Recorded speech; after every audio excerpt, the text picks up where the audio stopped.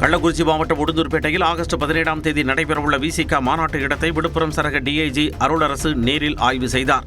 வாகன நிறுத்தம், போக்குவரத்து கட்டுப்பாடு, பெண்கள் மற்றும் குழந்தைகளுக்கான பாதுகாப்பு, குடிநீர் உள்ளிட்ட அடிப்படை வசதிகள் குறித்து ஆய்வு மேற்கொண்டார். ஆயிரக்கணக்கானோர் பங்கேற்க உள்ளதால் பாதுகாப்பு ஏற்பாடுகளை தீவிரப்படுத்த அதிகாரிகளுக்கு அறிவுறுத்தினார். தமிழ்நாடு சட்டப்பேரவை எதிர்க்கட்சித் தலைவர் உதயநிதி ஸ்டாலின் இன்னும் தீவிரமாக செயல்பட வேண்டும் என்று புதுச்சேரியைச் சேர்ந்த லட்சிய ஜனநாயக கட்சி நிறுவனர் ஜோஸ் சார்லஸ் மார்டன் கருத்து தெரிவித்துள்ளார். சென்னை தலைமைச் செயலகத்தில் சபாநாயகர் ஜெயஸ்ரீ பிரபாகரை சந்தித்த பின்னர் செய்தியாளர்களை சந்தித்த அவர், அமைச்சர்களும் எதிர்க்கட்சித் தலைவர்களும் மக்கள் பிரச்சினைகளுக்கு முக்கியத்துவம் கொடுக்க வேண்டும் என்று வலியுறுத்தினார். நிறைய இன்னைக்கு பாத்தீங்கன்னா சென்னையில் ஒரு பெரிய ஏரியில கழிவுநீர் கலந்து குடிநீரை மாசுபடுத்துங்கிற மாதிரி நிறைய இஷ்யூஸ் டே டு டே நிறைய இஷ்யூஸ் ஓடிட்டு இருக்கு. அதெல்லாம் விட்டுட்டு இன்னைக்கு இதை பத்தி இது ஒரு பெரிய இஷ்யூவா பேசுறது எதிர்க்கட்சி அந்த அளவுக்கு ஒரு சென்சிபிளா பேச மாட்டாங்கிறது என்னோட. தமிழ்நாட்டின் பல்வேறு பகுதிகளிலும் போதைப்பொருள் தீயிட்டு அழிக்கப்பட்டன. தருமபுரி மாவட்டத்தில் பறிமுதல் செய்யப்பட்ட 2.25 கோடி ரூபாய் மதிப்புள்ள 22 டன் புகையிலை பொருட்கள் குடி தோண்டி புதைக்கப்பட்டன. வெளி மாநிலங்களில் இருந்து முறைகேடாக கடத்தி வரப்பட்ட இவை பறிமுதல் செய்யப்பட்டு பாதுகாப்பாக வைக்கப்பட்டிருந்தன. இந்நிலையில் நீதிமன்ற உத்தரவின் பேரில் அவற்றை அழிக்கும் நடவடிக்கை மேற்கொள்ளப்பட்டது. பொக்லைன் இயந்திரத்தின் உதவியுடன் குடி தோண்டி ரசாயன பொருட்கள் தூவப்பட்டு புகையிலை பொருட்கள் புதைக்கப்பட்டன.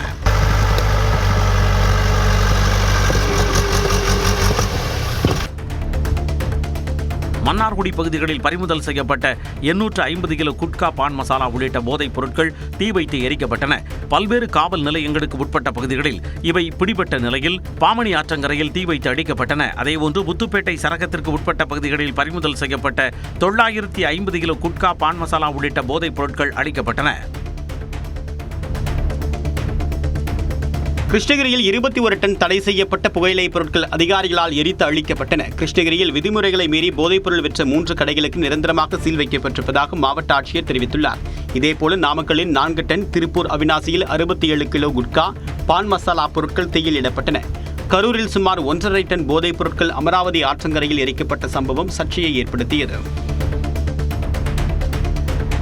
புதுக்கோட்டை மாவட்டம் கந்தர்வக்கோட்டை வெள்ளமுனியன் கோயிலில் கிடாவெட்டு பூஜை சிறப்பாக நடைபெற்றது. சுமார் 1000 கிலோ ஆட்டுக்கறி கொண்டு பிரம்மாண்டமாக உணவு தயாரிக்கப்பட்டது. பின்னர் சுற்றுவட்டார பகுதிகளிலிருந்து வந்த பக்தர்கள் மற்றும் பொதுமக்கள் என 5000 பேருக்கு அன்னதானம் வழங்கப்பட்டது. இதற்காக கோயில் வளாகத்தில் பிரம்மாண்ட ஏற்பாடுகள் செய்யப்பட்டிருந்தன. மாமல்லபுரத்தில் இன்று சர்வதேச அலைச்சறுக்கு போட்டிகள் தொடங்க உள்ள நிலையில் அதற்கான பிரம்மாண்ட தொடக்க விழா மற்றும் ஜெர்சி அறிமுக விழா தனியார் நட்சத்திர விடுதியில் நடைபெற்றது. Tamil Nadu surfing federation of India சார்பில் நடைபெற்ற விழாவில் இளைஞர் நலன் மற்றும் விளையாட்டு மேம்பாட்டுத்துறை இயக்குநர் சந்தீப் நந்தூரி உள்ளிட்ட அதிகாரிகள் பங்கேற்று ஜெர்சியை அறிமுகப்படுத்தினர். ஆகஸ்ட் 16ஆம் தேதி வரை நடைபெறும் இப்போட்டியில் ஆஸ்திரேலியா, ஜப்பான், அமெரிக்கா உள்ளிட்ட நாடுகளைச் சேர்ந்த 120 வீரர்கள் பங்கேற்கின்றனர். திருப்பத்தூர் மாவட்டம் வாணியம்பாடியில் நகைக்கடையில் நூதன முறையில் போலி நகைகளை வைத்து தங்க நகைகளை திருடிச் சென்றதாக இளம்பெண் ஒருவர் கைது செய்யப்பட்டார். வாணியம்பாடியில் உள்ள நகைக்கடைக்கு வந்த இளம்பெண் ஒருவர் தான் ஏற்கனவே மறைத்து வைத்திருந்த போலி நகையை கடையில் வைத்துவிட்டு தங்க மோதிரத்தை எடுத்துக்கொண்டு தப்பினார்.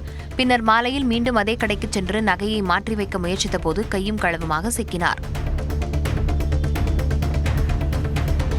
சிவகங்கை மாவட்டம் காரைக்குடி முத்துமாரியம்மன் கோவில் ஆடி உற்சவ விழாவையொட்டி 1008 கஞ்சி கலயங்கள் எடுத்து பக்தர்கள் வழிபட்டனர். நகரின் முக்கிய வீதிகள் வழியாக நடைபெற்ற இந்த ஊர்வலம் முத்துமாரியம்மன் கோவிலை வந்தடைந்தது.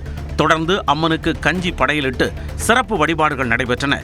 பின்னர் அம்மனுக்கு படைக்கப்பட்ட கஞ்சி பக்தர்களுக்கு பிரசாதமாக வழங்கப்பட்டது.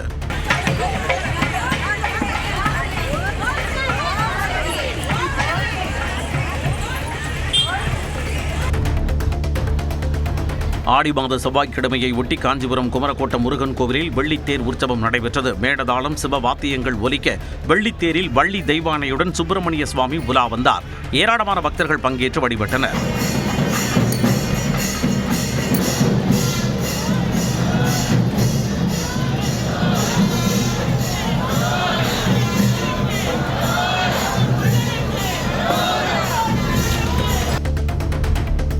கோவை மாவட்டம் கரடிமடை மற்றும் குப்பனூர் பகுதிகளில் விளைநிலங்களில் புகுந்து யானைகள் பயிர்களை சேதப்படுத்துவதாக விவசாயிகள் வேதனை தெரிவித்துள்ளனர்.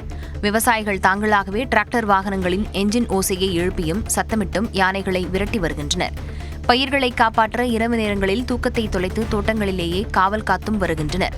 வனத்துறையினர் உடனடி நடவடிக்கை எடுத்து யானைகளை வனப்பகுதிக்குள் விரட்ட வேண்டும் எனவும் பாதிக்கப்பட்ட விவசாயிகளுக்கு நிவாரணம் வழங்க வேண்டும் எனவும் கோரிக்கை எழுந்துள்ளது. தேனியில் முறையாக குடிநீர் விநியோகம் கோரி மக்கள் போராட்டத்தில் ஈடுபட்டனர். தேனி மாவட்டம் அல்லி நகரத்தில் 20 நாட்களாக முறையாக குடிநீர் விநியோகம் செய்யவில்லை என கூறி காலி குடங்களுடன் பெண்கள் சாலை மறியலில் ஈடுபட்டனர். குடிநீர் விநியோகம் தொடர்பாக நகராட்சி அலுவலகத்தில் புகார் அளித்தும் எந்தவித நடவடிக்கையும் எடுக்கவில்லை என்று கூறி இந்த போராட்டம் நடைபெற்றது. இதையடுத்து அவர்களிடம் பேச்சுவார்த்தை நடத்திய தேனி நகராட்சி நிர்வாகத்தினர் சீரான குடிநீர் விநியோகம் செய்வதற்கு உரிய நடவடிக்கை எடுக்கப்படும் என கூறியதை அடுத்து அவர்கள் கலைந்து சென்றனர்.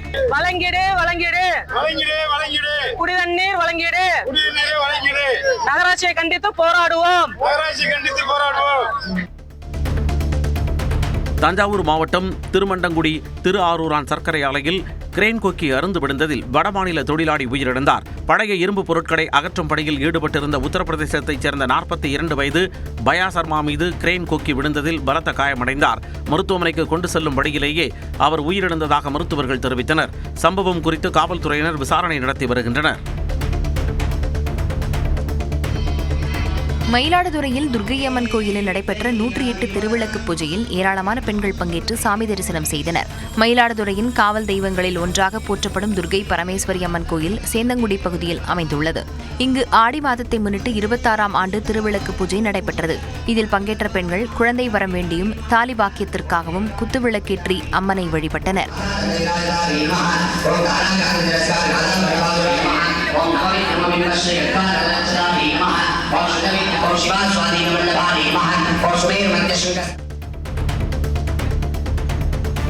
நீலகிரி மாவட்டம் கூடலூரில் யானைகள் நடமாடும் பகுதியில் மதுபோதையில் கிடந்த நபரை மீட்ட வனத்துறையினர் பாதுகாப்பாக வீட்டில் விட்டனர்.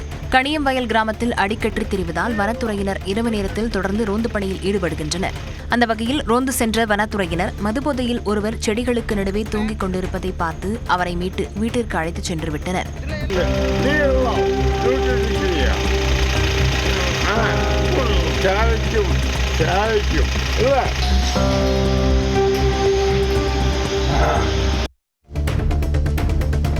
முன்னாள் முதலமைச்சர் கருணாநிதியின் 8ஆம் ஆண்டு நினைவு தினத்தை ஒட்டி சென்னை மாயவரம் தீயம்பாக்கத்தில் 8 அடி உயர மெழுகுவர்த்தி ஏற்றி நினைவு தினம் அனுசரிக்கப்பட்டது.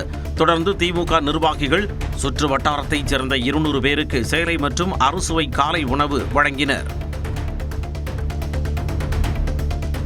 சென்னையில் திருவொற்றியூர் மற்றும் அதன் சுற்றுவட்டார பகுதிகளில் மின்வெட்டு ஏற்படுவதால் பெரும் இன்னல்களுக்கு ஆளாவதாக பொதுமக்கள் வேதனை தெரிவித்துள்ளனர். மாலை மற்றும் இரவு நேரங்களில் அடிக்கடி மின்வெட்டு ஏற்படுவதால் தங்களுக்கான வீட்டு பாடத்தை முடிக்க முடியவில்லை என்று பள்ளி மாணவர்கள் கூறுகின்றனர். மேலும் இரவில் நீண்ட நேரம் மின்தடை ஏற்படுவதால் புழுக்கம் காரணமாக குழந்தைகள் தூங்க முடியாமல் அவதியுற்று வருவதாக தாய்மார்கள் தெரிவித்துள்ளனர். எனவே அசௌகரியத்தை தவிர்க்கும் வகையில் மின்சார வாரியம் உடனடியாக உரிய நடவடிக்கை எடுக்க வேண்டும் என்று வலியுறுத்தியுள்ளனர்.